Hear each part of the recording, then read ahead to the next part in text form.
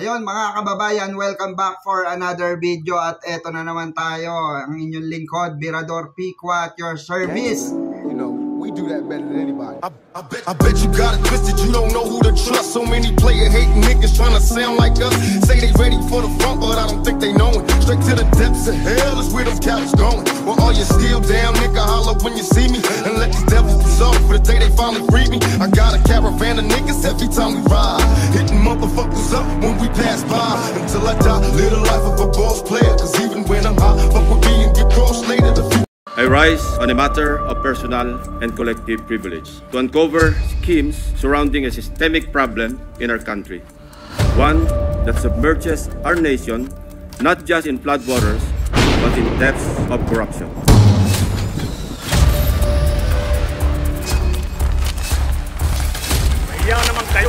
The President took aim. I am pulling the trigger.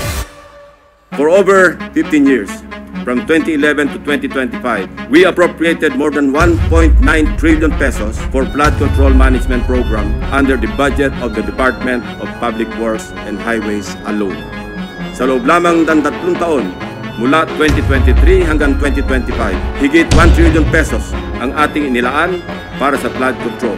Halos 53% ng kabuuang pondo sa loob ng 15 taon.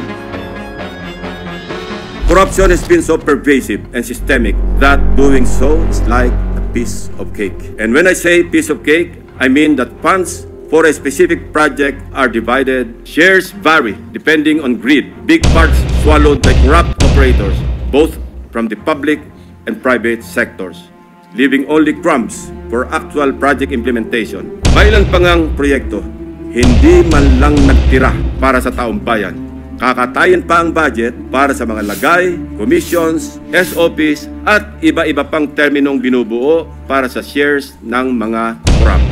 Unahin muna natin ang kaso ng questionabling flood control project sa lalawigan ng Pampanga. In 2018, we already spent 20 million pesos on a project for the construction, rehabilitation of slope protection along Pampanga River. Kalaunan, nasira. We used the people's tax money to repair it in 2023. It was repaired again in 2024. 91.8 million for phase 1, 91.4 million for phase 2. Paulit-ulit ang pag-repair, ganito pa rin ang kalagayan sa kandating Arayat. In Oriental Mindoro, one town tops the bill ang Nauhan.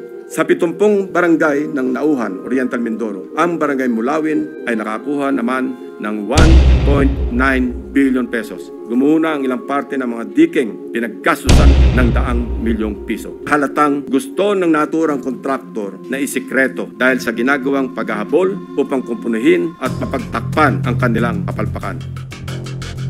We heard grim stories about why these structures fall easily. From the improper embankment mix of gravel, sand, and stones, sheet piles cut in half, and lower grade reinforcement steel bars. Pinipit, sinadyang minali, at shortcut ang pagkagawa. Mayroon na rin silang standard para sa substandard. Sinunod din po natin ang ilang barangay sa Hagonoy, Bulacan. Tinungo namin ang proyekto Riverbank Protection Structure na natapos na dapat noong Oktubre 2024. Pagdating ng aming team sa exact coordinates, ang ginagawang proyekto hindi ang Wawa Project. Sa mismong lokasyon, ang nakabalandrang contract ID ay ang ongoing project ng isang Bird Star Builders Contractors para sa flood mitigation structure with pumping station and floodgate. At mukhang gusto pang pagtapan ang ghost project na ito, kaya nagmamadaling magtayo ng bagong struktura sa eksaktong project location kung saan dapat matagal nang may flood control. Ang mga taong nasa likod ng scam na ito ang dapat ipinangpupukpok sa pagbabaon ng mga sheet piles. This is well orchestrated by an organized network of people who abuse their power. When few good officials or regretful men are willing to speak truth to power, they must be heard, they must be seen, they must be protected. The depth of corruption has become so overwhelming that it drowns us in our sad reality. More than flood control, what the Filipino people badly need is grid control. Yeah, magandang umaga, Bombo Victor and Bobo Jai. Magandang umaga sa lahat na sumusubaybay sa ating programa. Una-una, Senator, congratulations po sa bago niyong tungkulin dyan ho sa Senado. At ang unang katanungan natin, no, nagkaroon ho kasi nitong bigla ang pagpapalit ng liderato dyan sa Senado. At para naman ho sa mga kabatiran ng ating mga manonood at mga tagapakinig, paano po nabuo sa maikling panahon itong 15 votes na nakuha ni Senate President Soto? Ano na rin yun, mga effort ng mga kasamahan na rin. Sila na rin yung nag-voice out na gusto. Yung iba naman, siyempre kinausap ng mga kasama nila from the majority. So yun, ganun kabilis over the weekend, nangyari yung nabuo yung 14 na numero na boto, panlabing-lima si Senate President Tito Soto. Ano ho masasabi ninyo ng gayong mas marami na ho kayo kumpara doon sa mga Duterte Black, Senator? Wala namang magbabago sa, except siyempre, mayroong pagbabago doon sa style ng liderato, no? Si Tito Sen kasi, hands-on siya saka consensus builder. Katunayan sa Monday, ang napag-usapan namin sa bagong majority group, every Monday merong caucus para pag-usapan yung way forward at least for the rest of the week. Yan yung kanyang style ng leadership. Hindi siya yung nagde-decide na siya lamang mag-isa o kaya tatlo lang o dalawa lang yung kausap niya. Talagang buong grupo kinukonsultan niya. Yun siguro yung isang malaking pagbabago sa style ng leadership nila ni Senator Chis Escudero. Kasabay naman ho ng pagpapalit nga nitong liderato ng Senado, nagkaroon rin ho nitong reshuffle sa ilang mga komite na hinahawakan ng mga senador. Katulad ho ninyo, hawak na ho ninyo ngayon itong Blue Ribbon Committee na dating hawak naman ni Senador Rodante Marcoleta. Paano po ang magiging handling naman doon sa mga na desisyonan dati ng komite at yung na-contempt ho na resource person, Senator? Ano yun, part na ng record ng committee yun. So, that stays, ano. Yung held in contempt o cited in contempt, tuloy pa rin yun na mananatiling naka-detain yun. At ang naging usapan naman namin nun, kasi kinu-question yung paglilipat mula sa detention facility ng Senate papunta sa custodial center. Ang hiling nila, kailangan daw malapit sa Senate. So, napag-usapan na doon, napagkasunduan, doon sa Pasay City Jail na siya malapit doon sa Senate building. Marami din ho ang nagtatanong bakit ho hindi na-retain kay Senador Rodante Marcoleta itong Senate Blue Ribbon Committee. Tradisyon yan eh. Siyempre yung Finance Committee, Blue Ribbon, yung mga tinasabing mga major committees, yung mga busy na committees, talagang sa majority group yun napupunta. So kaya nga nagkaroon ng reshuffle, pati chairmanships ng mga ibang committees. Yung defense, halimbawa, galing dati hawak ni Senator Jinggoy, ngayon ay hawak naman ni Senator Ligarda. Yung mga ganon. Tapos yung labor na dating kay, I think, Senator Marcos, na kay Senator Tulfo ngayon. So ganon talaga yung, kasi noon din kaming nasa minority, binabagsakan lang kami noong, ito yung committee na wala nakapili sa majority, kayo na bahala mag-usap-usap dyan. So ganon din ang nangyayari pagka nagpalitan ng majority-minority. Senator, dako naman tayo sa usapin. Ito hong mga anomalya sa flood control. May mga senador ho kasi na nabanggit na umano'y sangkot nga dito naman sa budget insertion. May kinalaman pa rin sa ilang mga anomalyang infra project. Ano po ang magiging diskarte po ninyo sa pag-iimbestiga sa inyong mga kapwa senador kung sakali man? Ako laging blindfold mentality. Mahirap yung meron kang tinitingnan, meron kang pinagtatakpan, maliligaw na yung takbo ng inquiry o ng investigation. After all, first and foremost, ang inquiry naman ng Senado o yung Blue Ribbon in aid of legislation. Pero pwede rin kami mag-initiate na pwedeng ipadala namin o i-transmit namin sa Ombudsman o kaya sa DOJ yung findings ng committee para makatulong sa prosecution. Tulad yung nangyari dito sa yung dalawang privilege speeches ko. Kinumbert namin sa USB at agad-agad pinadala ko kay Secretary Dizon dahil kumpleto naman yon, may mga dokumento, may records, may pictures, may video, lahat nandun. So sabi ko, kung iniisip mo mag-file in the absence of the independent commission, kasi noon hindi pa na-perform at saka hindi pa na-constitute, wala pa yung EO. So binigay ko agad-agad sa kanya yung materials na pwede niyang gamitin sa pag-profile. Yung ding after my second privilege speech, binigyan ko na rin si Mayor Magalong kasi ang napag-alaman ko mula sa kanya, mukhang kinoconsider niya yung offer na maging part siya noong independent commission. So binigyan ko rin siya ng kopya na sa ganon, sila na bahala maghimay kung ano-ano mga kasong ipapile. Although nandun na rin kung ano yung mga posibleng criminal cases na pwede lang i-file sa korte o sa DOJ o kaya sa Ombudsman. Kahapon ho, nababanggit ho ninyo, dahil nga po sa mga isyong ito, itong mga ilang senador na sangkot ho sa usaping ito, nabanggit nyo ho kahapon sa isang panayam na parang yung Senado mawawalan ng decorum. Maaari nyo po bang ibahagi sa amin ito ngayon, Senator? Hindi. Ano lang yan, in jest, kasi may nagtanong na paano kung maraming senador na mabanggit o maungkat at may mga ebidensya. Kaya ang sagot ko, baka mawalan kami ng quorum. Ano lang yon, in jest, no? Parang hypothetical. Kasi binanggit niya paano kung napakaraming mabanggit. Ang in-emphasize ko lang doon na pag nag-imbestiga, yun nga, kung maski sino ang tamaan, huwag mamili, huwag maging selective. Mapa-congressman, mapa-senador, mapa-empleyado ng Senate, maski sino. Kasi kung meron kang titingnan, meron kang pagtatapan, para ano pa tayo mag-iimbestiga? Yun lang yun ang context doon. Hindi ko sinasabing maraming senador na sangkot at mawawala ng quorum. Mabuti na tanong mo para maipaliwanag ko yung context. Magandang ito na nagmumula ho sa inyo na kung kayo ho ay magsisimula nitong ipagpapatuloy itong investigasyon sa Senate Blue Ribbon Committee, wala ho kayong sasantuhin. Anyway, may katanungan rin ho itong ang aking katanong dito, si Bombo Jai. Bombo Jai, go ahead. Senator, maaari niyo po bang ibahagi sa amin ng ilang detalye hinggil sa hawak ninyong CCTV footage sa pagdalaw nga nitong isang tauhan ng WJ Construction sa isa sa mga opisina ng Senado? Ano po itong nababanggit niyong nagde-deliver ng obligation?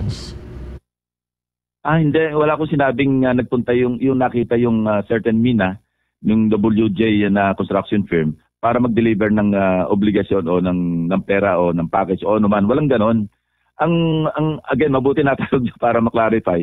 Kasi nagkaroon ng konting spin noong napabalita na. Dumalaw, na-monitor sa CCTV kasi pina-check ko talaga yung mga CCTV. Dahil nga nabanggit doon sa pagdinig ng House, na merong empleyado, staff ng Blue Ribbon. Yun ang unang concern ko eh. Kaya ang sabi ko, mag-internal cleansing ako sa Blue Ribbon committee, yung mga staffs doon, while buckling down to work. So, nung sabi ko, check nga natin yung mga CCTV kung meron diyang makikita tayo na mga dumadalaw doon sa, maski sa anong opisina, pero ang focus talaga sa Blue Ribbon, yung broom. So, yun, nag-report yung secretary ng Senado, meron nga daw, August 19, na pumasok doon sa office ng Blue Ribbon. Actually, ang inaalam namin ngayon, sino yung pinuntahan doon sa Blue Ribbon. Kaya pinapatsik ko naman yung logbook. Kasi hindi ka naman basta-basta makakaakyat doon sa 2nd, 3rd, 4th, 5th, and 6th floors. Even sa ground floor, no? Hanggang doon ka lang sa may labas. Kung hindi ka maglalag at sasabihin mo kung sino yung dadalawin mo.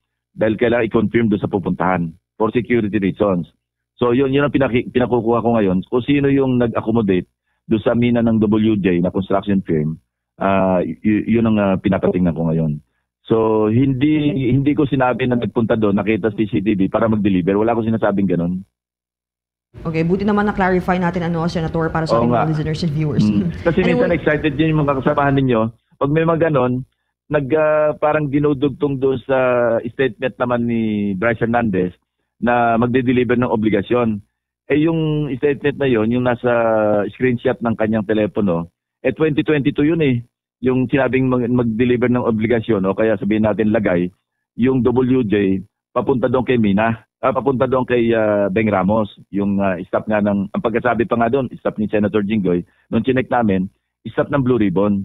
So ang unang action ko, nung sinabi ko mag-internal cleansing, pinatransfer ko muna sa motor pool kasi yun ang para pinaka-holding group sa Senado, yung motor pool section.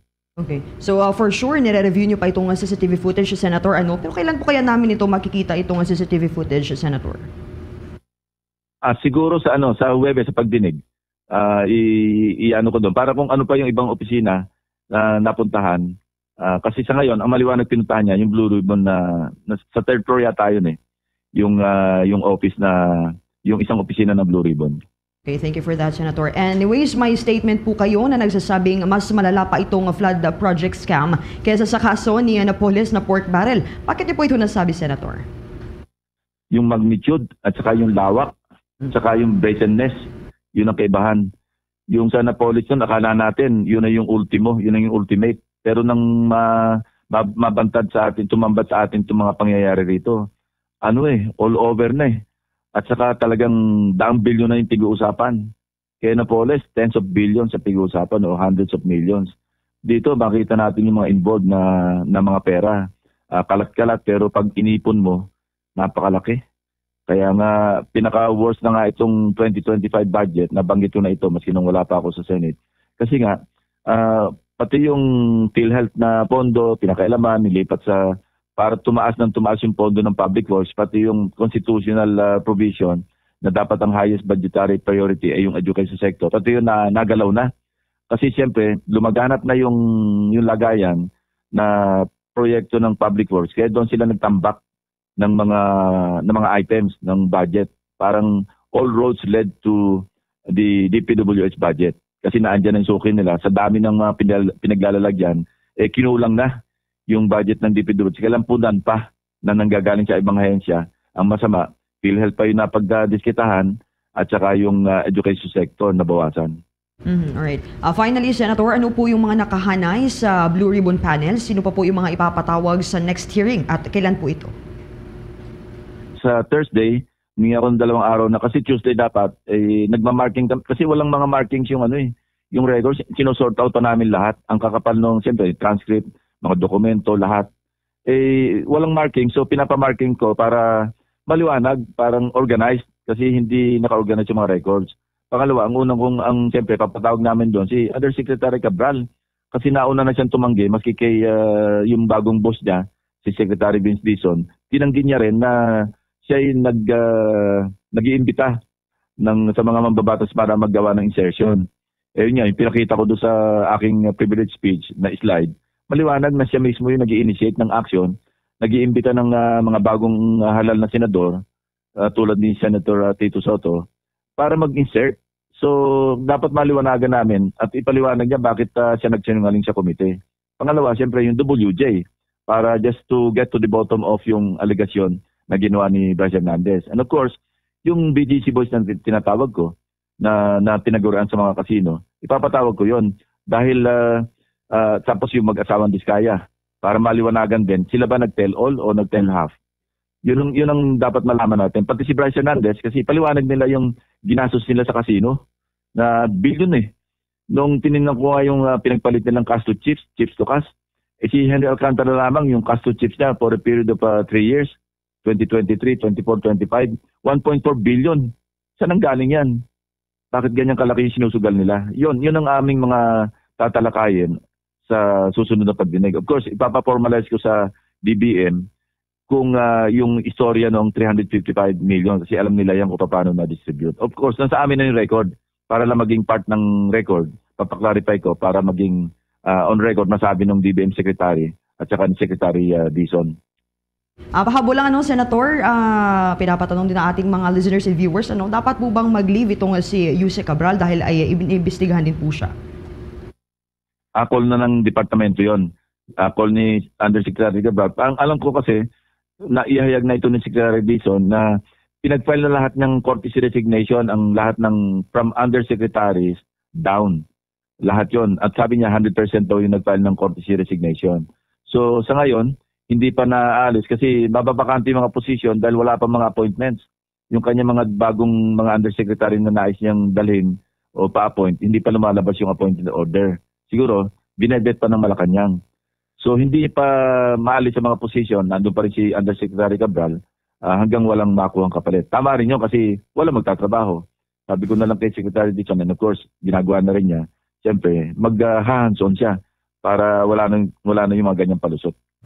On my part naman, Senator, baka meron ho kayong mensahe sa ating mga sa publiko. Marami ho kasi ang nagsasabi o nababahala na baka itong investigasyon sa mga maanumalyang flood control project maging ningas kugon lamang at bigla-bigla na lamang matabunan ng iba pang malalaking issue. Ano ho ang pagtitiyak ninyo sa publiko, Senator? Hanggang logical conclusion. Pinahayag na rin ng Pangulong Bongbong Marcos na ito sa pribadong pag-uusap nila ni Senator Soto. At saka yun din, Secretary Dizon, pati mga gabinete, they're one in saying na gustong tapusin talaga ni President Marcos hanggang makarating sa logical conclusion. Sa amin, in-aid of legislation lang. Kaya ang ginagawa namin, tumutulong na lang kami sa pag nakalap kaming mga ebidensya, pinapasa sa Independent Commission para madali yung pagpapile ng mga kaso, para marating yung tinatawag na logical conclusion. At mahinto na ito kasi alam mo, Victor, Jai, talagang sagad sa buto. Ano ba itong nangyari sa bayan natin? At sana, huwag tayong humantong doon sa nangyayari sa ibang bansa. Dahil sa araw na ito, di ba, merong sinasabing malakihan na rally, mga panawagan. Sana huwag mag-escalate sa magulo, tayo rin na magsasuffer. Gangster, you know, we do that better than anybody. I bet you got it twisted, you don't know who to trust. So many player hating niggas trying to sound like us. Say they ready for the front, but I don't think they know it. Straight to the depths of hell is where them cowards going. Well, all you still down, nigga, holler when you see me. And let these devils be sorry for the day they finally free me. I got a caravan of niggas every time we ride, hitting motherfuckers up when we pass by. Until I die, live the life of a boss player, cause